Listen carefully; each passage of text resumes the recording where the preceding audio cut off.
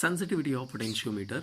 Basically sensitive जो term है हम यूज़ करते हैं ऐसी ऑब्जेक्ट्स या ऐसे लोगों के लिए जो उनके आसपास के सराउंडिंग में जब थोड़ा सा भी चेंज आता है तो वो तुरंत उसे रिएक्ट कर देते हैं। तो पोटेंशियोमीटर हमारा एक ऐसा डिवाइस है जो पोटेंशियल डिफरेंसेस को मेजर करने का काम करता है। अगर बहुत ही छोटा पोटेंशियल डिफरेंस हुआ और कोई पोटेंशियोमीटर उसे भी मेजर कर देता है तो हम कहते हैं कि हमारा पोटेंशियोमीटर बहुत ही ज़्यादा सेंसिटिव है। ओके, अगर हम बात करें कि इसमें पोटेंशियल ग्रेडियंट का क्या रोल है, तो पोटेंशियल ग्रेडियंट की डेफिनेशन हमने पढ़ी हुई थी, that was potential drop per unit length is called potential gradient. अगर किसी पोटेंशियोमीटर का पोटेंशियल ग्रेडियंट बहुत छोटा है, दैट मीन्स कम है, तो उस टाइम पर हम बोलते हैं कि उसकी सेंसिटिविटी बहुत ज़्यादा है। क्यों?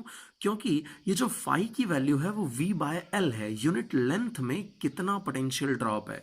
अगर यूनिट लेंथ में पोटेंशियल ड्रॉप बहुत कम है तो वो उसे मेजर करके देगा, यानी कि उसकी जो सेंसिटिविटी होगी वो ज़्यादा होगी। अब अगर हम ध्यान से देखें तो ये जो सेंसिटिविटी है वो डिपेंड कर रही है पोटेंशियल ग्रेडियंट के ऊपर, और ये जो पोटेंशियल ग्रेडियंट है ये दो चीज़ों पर डिपेंड कर रहा है, एक तो है पोटेंशियल ड्रॉप और दूसरा है लेंथ।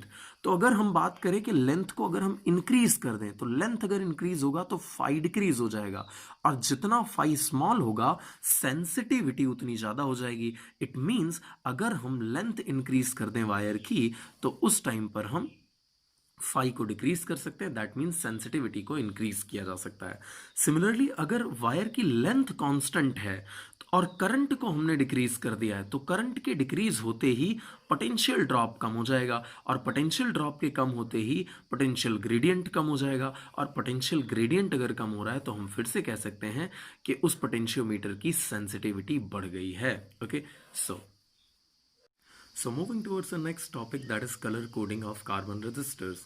नॉर्मली आपने रेजिस्टर को सिंबॉलिकली इस तरीके से रिप्रेजेंट किया हुआ है, लेकिन क्या दुनिया में मिलने वाले सारे रेजिस्टर इस तरीके के दिखाई पड़ते हैं?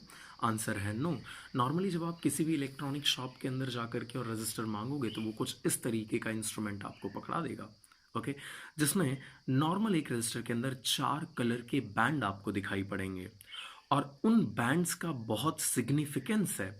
यदि आप इस चैप्टर को अच्छे से पढ़ के जाते हैं तो आप इजीली डिटरमाइन कर पाएंगे कि उस रेजिस्टर का रेजिस्टेंस कितना है by watching only the colours of that bands. Okay, तो क्या है ये कलर के पीछे की पूरी स्टोरी, तो वो हमें जानने के लिए एक सीरीज याद रखनी पड़ेगी, and that series is this: B B Roy, B B Roy of Great Britain has very good wife with gold and silver.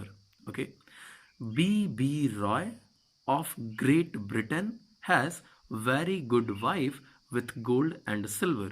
यहाँ पे जो फर्स्ट बी है, this stands for black. Black अगर है, मान लीजिए फर्स्ट जो आपकी स्ट्रिप है, ये वाली स्ट्रिप वो ब्लैक कलर की है, तो उस टाइम पर हम उसका जो फर्स्ट लेटर है उसे हम 0 बोलेंगे। अगर ब्राउन कलर की है तो वो 1, रेड कलर की है तो 2, ऑरेंज कलर की है तो 3, येलो कलर की है तो 4, ग्रीन कलर की है तो 5, ब्लू कलर की है तो 6, वायलेट कलर की है तो 7, ग्रे कलर की है तो 8, वाइट कलर की है तो 9। अगर गोल्ड लास्ट स्ट्रिप है तो उसे हम बोलेंगे 5%, सिल्वर है तो 10%, और अगर फोर्थ बैंड नहीं है तो हम उसे 20% कंसिडर करके चलेंगे।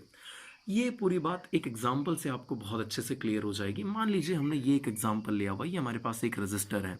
यहाँ पर ये जो फर्स्ट स्ट्रिप है ये रेड कलर की है, सेकेंड स्ट्रिप है वो ऑरेंज कलर की है, थर्ड स्ट्रिप ब्लू कलर की है, एंड लास्ट जो स्ट्रिप है फोर्थ वन वो हमारे पास गोल्डन कलर की है। फर्स्ट और सेकंड जो स्ट्रिप होते हैं ये हमें सिग्निफिकेंट फिगर्स बता रहे होते हैं रेजिस्टेंस की। ओके, तो फर्स्ट यहाँ पर हमारे पास रेड कलर का है, रेड कलर है, और रेड कलर के लिए हमने जो डिजिट लिया हुआ है दैट इज फॉर 2, तो यहाँ पर हमने 2 लिख दिया। ऑरेंज 3 है, सो ऑरेंज के लिए हमने यहाँ पर 3 लिख दिया। इसके बाद वाला जो थर्ड स्ट्रिप है वो स्ट्रिप हमें बताता है कि 10 की पावर कितनी होगी। तो यहाँ थर्ड स्ट्रिप का कलर क्या है? ब्लू। तो ब्लू पर हमारे पास जो नंबर है दैट इज 6, यानी कि यहाँ 10 की पावर 6 आएगी।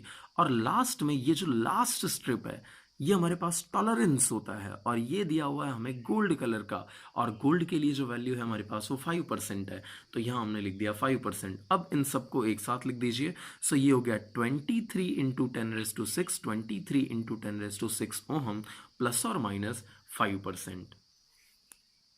So here we are going to discuss power dissipated across a resistance. So friends, सबसे पहले हम एज्यूम कर रहे हैं एक कंडक्टर जिसका रेजिस्टेंस R है. ओके, ये कंडक्टिंग मटेरियल है जिसका रेजिस्टेंस R है. ओके, अब अगर इसके अंदर कोई भी चार्ज एक पॉइंट से दूसरे पॉइंट तक मूव करेगा, ओके, अगर ये कोई भी चार्ज है हमारे पास जो इस कंडक्टर के अंदर मूव कर रहा है, तो वो इनके एटम्स के साथ कोलाइड होता हुआ जाएगा. और क्योंकि वो इन एटम्स के साथ कोलाइड हो रहा है, तो उस कोलिजन की वजह से ये जो एटम्स हैं, इन एटम्स को कुछ अमाउंट के अंदर एनर्जी मिलेगी, और वो एनर्जी मिलने की वजह से ये जो हमारे एटम्स हैं ये वाइब्रेट करना चालू करेंगे, और इनके वाइब्रेशन की वजह से हीटिंग इफेक्ट जनरेट होगी. इसी वजह से कुछ पावर हमारा जो है वो डिसिपेट हो जाता है. ओके, सो क्यों डिसिपेट होता है उसके रीजन की हमने डिस्कशन कर ली. तो सपोज हम इस कंडक्टिंग मटेरियल के रेजिस्टेंस को एज्यूम कर रहे हैं कैपिटल आर जितना. Okay, so we are assuming that the resistance of this material is capital R. Capital R जितना इसका रेजिस्टेंस है. ओके, इसमें से आई जितनी करंट फ्लो हो रही है, ओके, और कोई डेल्टा क्यू जितना चार्ज है जो एक पॉइंट से दूसरे पॉइंट तक जाना चाहता है, तो उसके लिए हमें करना पड़ेगा वर्क, और हमें निकालना है power. We know that rate of doing work is known as power. So rate of doing work is known as power. तो यहां से हमने इसका एक मैथमेटिकल एक्सप्रेशन निकाला. So P equals to delta W upon delta T. We are saying this equation as equation number 1. अब अगर हम वर्क डन निकालना चाहें तो work done is equals to हमारे पास फॉर्मूला है potential difference into charge. So potential difference इस कंडक्टर के अक्रॉस V जितना है, और कितना चार्ज हम यहां से मूव करा रहे हैं तो वो डेल्टा क्यू जितना. So the work done equals to V into delta Q. इस वैल्यू को हम इक्वेशन नंबर 1 के अंदर रिप्लेस करेंगे, तो पावर इक्वल्स टू हो जाएगा V into delta Q by delta T. ये जो delta Q by delta T है, इसे हमने नाम दिया हुआ है इलेक्ट्रिक करंट. तो इलेक्ट्रिक करंट यानी कि I से जिसे हम इंडिकेट करते हैं, तो यहां पर हमने रिप्लेस कर दिया V की जगह पर V, और delta Q by delta T की जगह पर I. सो ये है हमारी इक्वेशन नंबर 3. ओके, नाउ ओम के लॉ के अकॉर्डिंग V इक्वल्स टू होता है IR. अगर इस IR को मैं यहां पर रिप्लेस कर दूं तो IR into I that is nothing but I square into R.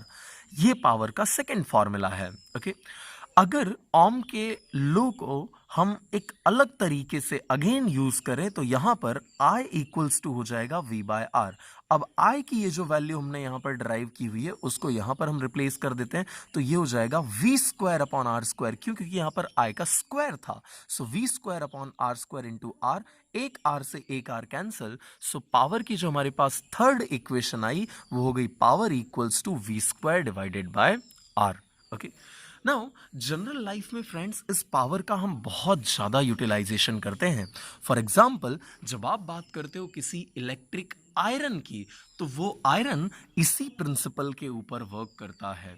जब आप बात करते हो इलेक्ट्रिक टोस्टर की, ओके, तो वो भी पावर डिसिपेट होने के प्रिंसिपल पर ही काम करता है. पुराने ज़माने में येलो कलर के बल्ब आया करते थे. ओके, अगर अभी भी आपके घर में है then it is a good sign, कोई दिक्कत नहीं है. बट पुराने टाइम पर येलो कलर के बल्ब आया करते थे जिनमें टंगस्टन का फिलामेंट यूज़ किया जाता था. उसके अंदर भी इसी टाइप की हीटिंग इफेक्ट्स का ही यूज़ किया जाता था. नॉर्मली एक टाइप के प्लेट जिनके ऊपर लिखा होता है डेंजर 11,000 वोल्ट या 132 किलो वोल्ट या 440 वोल्ट, इस टाइप की स्टेटमेंट को आपने कई बार इलेक्ट्रिक जो पोल्स हैं उनके ऊपर देखा होगा. सो ये जो हमारे पास पावर सप्लाई की जाती है ये हमेशा एक हाई वोल्टेज के ऊपर की जाती है. तो इसका रीज़न अभी हम जानने का ट्राई करेंगे कि क्यों हम पावर को हाई वोल्टेज के ऊपर सप्लाई करने का काम करते हैं. सो फ्रेंड्स, पहले हम एज्यूम कर रहे हैं कि ये जो P है ये P वो पावर है जो मुझे एक पॉइंट से दूसरे पॉइंट पर ट्रांसफर करना है. So P is the power which is going to be transferred. Okay. दूसरा एक और पावर है जिसको हम पीसी से इंडिकेट कर रहे हैं. ये वो पावर है जो डिसिपेट हो रहा है. ओके. जो वेस्ट हो जा रहा है हमारा, ये वो पावर है. ओके. और आरसी जो है वो रेजिस्टेंस है उस केबल का जिससे आप पॉइंट ए से पॉइंट बी तक इस पावर को यानी इलेक्ट्रिसिटी को ट्रांसफर करने का काम कर रहे हो. ओके. सो अगर हम बात करें जो पावर हमें ट्रांसफर करना है उसकी, तो वो पावर इक्वल्स टू हो जाएगा V इंटू आई. यहाँ V क्या है? Potential difference. I क्या है? जो अमाउंट में हम करंट को यहाँ से ट्रांसफर करना चाहते हैं. I को अगर हम सब्जेक्ट बना ले इक्वेशन का, सो I इक्वल्स टू हो जाएगा P बाय V. पीसी जो अभी हमने एक इक्वेशन देखी हुई थी उसमें P इक्वल्स टू था आई स्क्वायर आर. ये P क्या था? P था वेस्टेड पावर. सो यहाँ पर PC जो है ये हमारे पास केबल से होने वाला वेस्ट है. पावर का केबल से जितना वेस्ट हुआ है वो. Okay. So PC equals to I square into are C हो जाएगा. I की वैल्यू यहाँ पर हमने निकाल रखी हुई है P बाय वी. यहाँ पर हम जब रिप्लेस करेंगे P बाय वी तो ये हो जाएगा P square by v square into are c as it is. Okay. So ये इक्वेशन है हमारी P square r c divided by v square. अगर हम यहाँ से जो पावर हमें सेंड करना है, क्योंकि वो कांस्टेंट है, जो पावर हमें ट्रांसफर करना है वो कांस्टेंट है, और साथ में जिस पोटेंशियल डिफरेंस के ऊपर हम उसे ट्रांसफर कर रहे हैं वो भी कांस्टेंट है. इसी वजह से जो पीसी है ये इनवर्सली प्रोपोर्शनल टू हो जाएगा वी स्क्वायर के. विच मीन्स जितने ज्यादा वोल्टेज के ऊपर अगर आप पावर सप्लाई करते हो तो जो वेस्टेड पावर है उतना रिड्यूस हो जाता है. ओके. सो इसीलिए हम हाई वोल्टेज के ऊपर पावर को सप्लाई करने का काम करते हैं.